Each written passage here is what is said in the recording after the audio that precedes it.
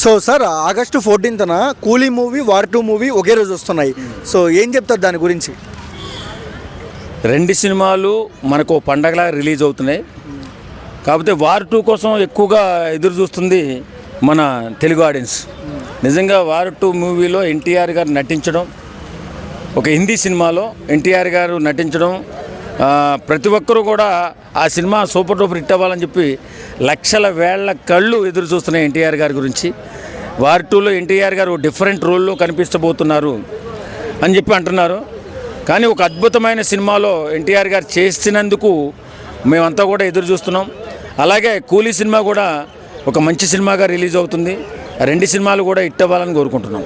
Okay, అంటే box office వద్ద రెండు సినిమాలు, అంటే ఇద్దరు స్టార్ హీరోస్ ఉన్నారు, నాగార్జున గారు, రజనీకాంత్ గారు, ఇక్కడ ఎన్టీఆర్ గారు, రితిక్ రోషన్ గారు. సో కలెక్షన్ వైజ్గా ఏమైనా తగ్గొచ్చా? పెరుగుతుందండి. ఎందుకంటే ఎన్టీఆర్ గారు, రితిక్ రోషన్ గారు, ఎన్టీఆర్ గారు పెద్ద హీరో కదండి మన తెలుగులో.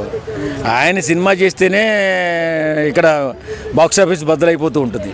కాబట్టి ఎన్టీఆర్ గారి చరిస్మా ముందు ఎవరైనా సరే తెలుగు ఇండస్ట్రీలో ఎవరైనా సరే తల ఒగ్గాల్సిందే, తగ్గాల్సిందే.